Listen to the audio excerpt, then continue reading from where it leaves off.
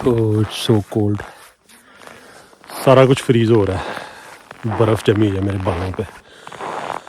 अभी हूँ मैं फ़िनलैंड में, मेरे पीछे आपको शायद नहीं मुश्किल है नॉर्दर्न लाइट्स नज़र आ रही हूँ, मुझे नज़र आ रही हैं आंखों से, लेकिन कैमरे को थोड़ा सा ज़्यादा टाइम चाहिए होता है, लॉन्ग एक्सपोजर पे कैप्चर करते हैं तो वीडियो में मुश्किल होता है, तस्वीरों में आपको ज़रा क्लियर नज़र आ रही होंगी।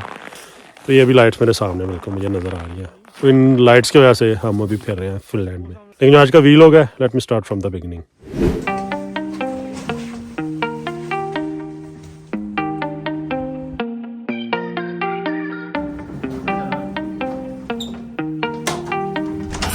रात को 1 बजे हम तकरीबन घर से निकले बेल्जियम के लिए, ब्रसल, वहाँ से हमारी फ़्लाइट थी।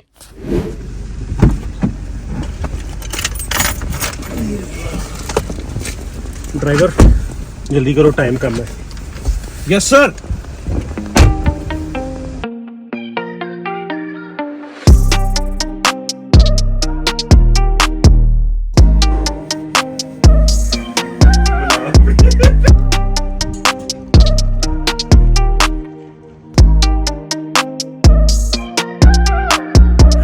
ब्रसल से 6:30 बजे हमने फ़्लाइट ली और 11 बजे हम पहुँचे रोवोमिनी, जो कि इस एरिया में सबसे बड़ा एयरपोर्ट है वहाँ पे फ़िनलैंड में।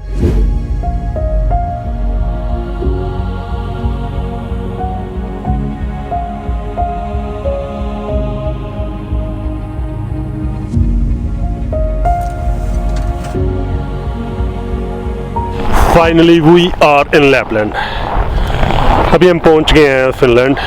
जो लैपलैंड का कॉन्सेप्ट है ना, ये है कि जो आर्टिक सर्कल है ना, इसमें नॉर्वे, स्वीडन और फिनलैंड, इसका जो नॉर्थ है ना, एक कोल्डेस्ट एरिया है, one of the coldest in Europe. तो इस एरिया को ये लैपलैंड कहते हैं। बहुत खूबसूरत इलाका है और बहुत मशहूर है विंटर एक्टिविटीज़ करने के लिए।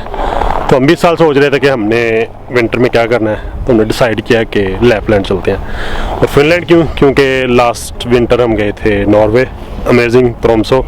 तो इस साल हमने सोचा कि फिनलैंड और स्वीडन चलते हैं। ठंड शदीद है, अभी से मेरे हाथ पाँव जमने शुरू हो गए हैं। अभी 2-4 लेयर्स मुझे पहननी पड़नी है ऊपर नीचे, लेकिन मैं देखता हूँ कहाँ पर जाके पहननी है। तो बाकी के जो प्लान है वो आपको बाद में बताता हूँ। अभी सबसे पहले एयरपोर्ट से हम सिटी सेंटर चलते हैं।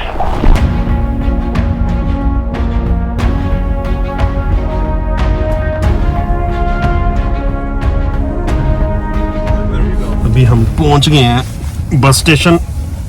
बाहर निकलना दिल नहीं कर रहा, ठंड बहुत है, पर निकलना तो पड़ेगा।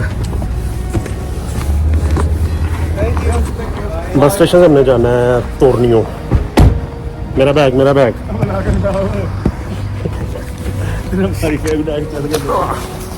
नॉर्मली जब मैं किसी मुल्क में जाता हूँ तो जाकर सबसे पहले गाड़ी रेंट आउट करता हूँ, लेकिन इस बार मैंने गाड़ी रेंट आउट नहीं की, क्योंकि इस दफ़ा मेरे पास एक ऑफ़र थी। एक दोस्त के दोस्त ने ये कहा था कि मैं उसकी गाड़ी यूज़ कर सकता हूँ। ठंड का इंतज़ाम करना ही पड़ना है, अभी से शुरू हो गया। अभी ना एयरपोर्ट से हम आए हैं बस स्टेशन पे, 10 किलोमीटर है तकरीबन एयरपोर्ट से। टैक्सी वाले ने हमसे मेरे ख्याल से 28-29 यूरो लिया है, अगर आप बस पे आते तो 32 यूरो, 8 यूरो की एक बंदे की टिकट है। यहाँ से एक्चुअली हम जा रहे हैं तोर्नियो बिल्कुल स्वीडन के बॉर्डर के ऊपर। स्वीडन में हमने गाड़ी पिक करनी है, वहाँ पे हमारा एक जानने वाला है जिसने मैं ऑफ़र की थी कि मेरी गाड़ी ले जाए रेंट आउट करने की बजाय। तो यहाँ हमें 700-800 यूरो में 4 दिन की गाड़ी मिल रही थी, क्योंकि हमें फ्री में मिल रही है, तो वाई नॉट। अभी यहाँ से घंटे डेढ़ की है बस से पहुँचेंगे तोर्नियो से फिर स्वीडन से गाड़ी ले गए तो फिर हमारा एक्चुअल रोड ट्रिप शुरू होगा। लेकिन उससे पहले थोड़ा सा इंतज़ाम करते हैं अपनी सर्दी का, थोड़ी लेयर्स वगैरह पहनते हैं, वरना तबीयत तो ऑलरेडी ख़राब हो गई है।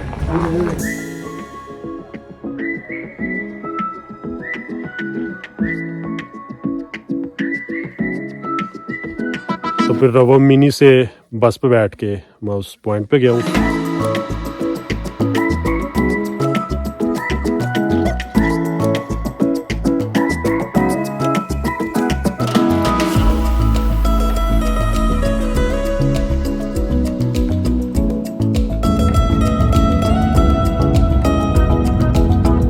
अच्छा, ये दरिया है, बिल्कुल स्वीडन के बॉर्डर के पास है, सारा फ्रीज हुआ है। तो पहले गाड़ी पिक कर लें, ये सारा फन फिर बाद में करते हैं। No Thank you. Thank you. Yeah, thank you. वैसे दूसरे कौन जगह त्रोमी है ना, तोरनी हुई है ना कोई। तो ये जो पॉइंट है ना, एग्जैक्ट ये पॉइंट, ये बॉर्डर है फिनलैंड और स्वीडन का। अभी मैं स्वीडन के अंदर खड़ा हूँ। अभी उस दोस्त को है 15-20 मिनट, क्योंकि मेरी कुछ चीज़ें कर रह गई थी, कैमरे की बैटरीज, गोप्रो की बैटरीज और एक तो केबल्स। वो उसको कहा है कि काइंडली भी आते हुए ले आए। उसका यहाँ पर इंतज़ार हो रहा है।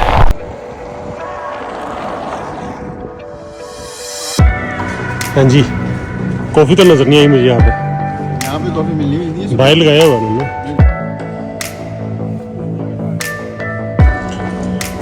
रोड ट्रिप पे निकले होते हैं ना, खाने का कुछ ना कुछ सामान जरूर पास होना चाहिए। आपको नहीं पता होता कि कहाँ से आपको क्या चीज़ मिल रही है खाने के लिए, इसलिए थोड़ी सी चीज़ें साथ रखना।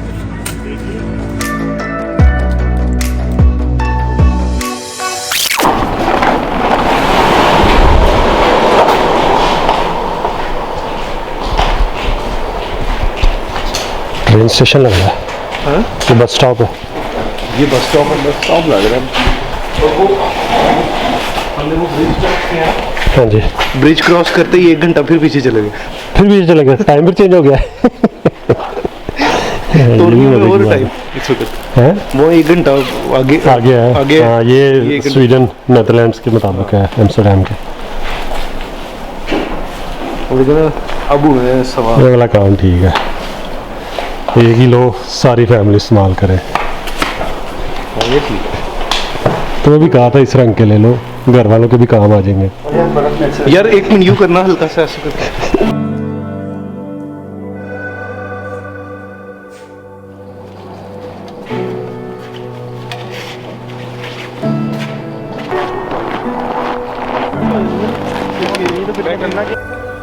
अब 2-4 छोटे छोटे मसले हैं। पहला मसला तो ये है कि नया मुल्क, यहाँ पे गाड़ी चलानी है, थोड़ा टाइम लगा एडजस्ट होने में। दूसरा ये है कि रोडों पे बिल्कुल बर्फ़ पड़ी हुई है, इन्होंने साफ़ भी नहीं की हुई। रास्तों पर बर्फ़ पे गाड़ी स्लिप नहीं होती, लेकिन जहाँ पे ब्लैक आइस होगी वहाँ स्लिप होने के चांसेस ज़्यादा हैं, थोड़ा केयरफुल रहना पड़ेगा। तीसरा मसला यह है कि बाहर तो ऑलरेडी अंधेरा हो गया, रास्ते भी 4 बजे हैं, लेकिन यहाँ पे 2, 2:30, 3 बजे अंधेरा होना शुरू हो जाता है। 200 किलोमीटर है, तकरीबन 3 घंटे लग जाने हमें वहाँ पहुँचते पहुँचते अपने होटल में।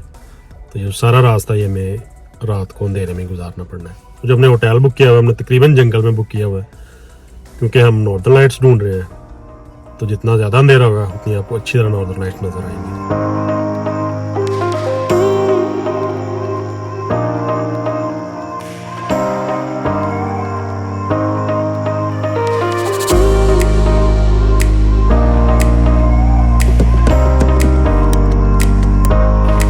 तो बेल्जियम की तरह यहाँ भी पहले पे करना पड़ता है, फिर गैस डाल सकते हैं। कल रात से सोए नहीं है, बल्कि परसों रात से 48 घंटे होने वाले हैं। नींद शदीद आ रही है, पर अभी मुझे लगता है 1.5 घंटा पड़ा है हमारा रास्ता। काफ़ी लेने के निकले थे, पंप से कॉफ़ी नहीं मिली, वहाँ पे कोई था ही नहीं, कासा बाली जो भी इसको कहते हैं, रिसेप्शन। सुपरमार्केट से कुछ नहीं मिला। अभी कह रहे हैं कि यहाँ से आगे जाके थोड़ा सा 5-7 किलोमीटर वहाँ पंप है, अगर वो खुला हुआ तो रास्ता रुक रुक के जाना पड़ना है। लेकिन अच्छी चीज़ यह है कि गाड़ी अल्हम्दुलिल्लाह स्लिप नहीं हो रही और आप अच्छी स्पीड के साथ जा सकते हैं। तो गाड़ियाँ गुजर रही हैं, वहाँ पे जो रूट है वो ठीक है, वहाँ से गाड़ी आराम से चल सकती है। तो अभी तक तो ओके है, तो उम्मीद है कि इंशाल्लाह खैर खैरियत से जल्दी पहुँच जाएंगे।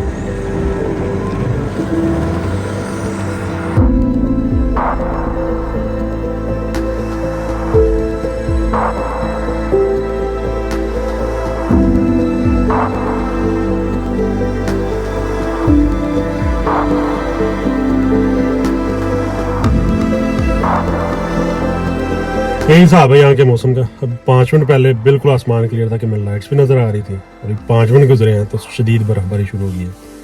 मुझे लगता है कि इसके बाद हमें लाइट्स नज़र आएंगी, क्योंकि मुश्किल है कि आसमान साफ हो। लेकिन एनीवेज होटल जाके इंतज़ार करते हैं। अभी तो 8:30 हुए हैं, अभी सारी रात पड़ी है, तो आसमान साफ हो गया, तो उम्मीद है कि लाइट्स तो यहाँ पर डेफिनेटली होंगे आसमान में।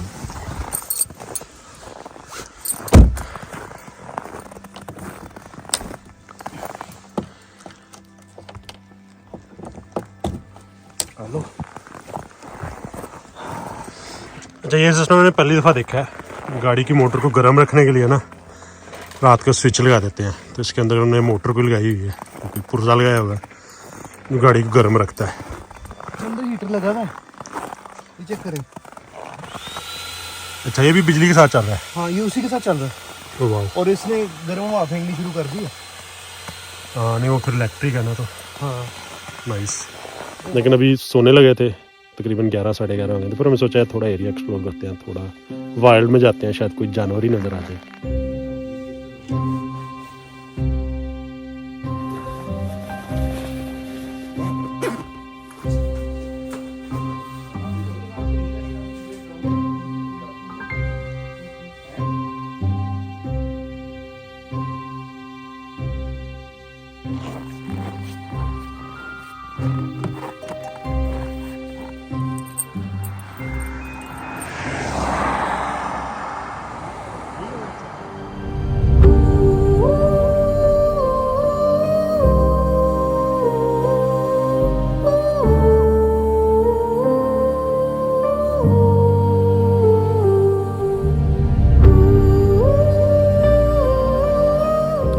Lucky enough. ऐसे अगर आप सोच रहे हैं कि विंटर में कहाँ जाना चाहिए, मेरे ख्याल से अगर आप यूरोप की बात करते हैं तो 2 मुल्क, इधर नॉर्वे और फिनलैंड।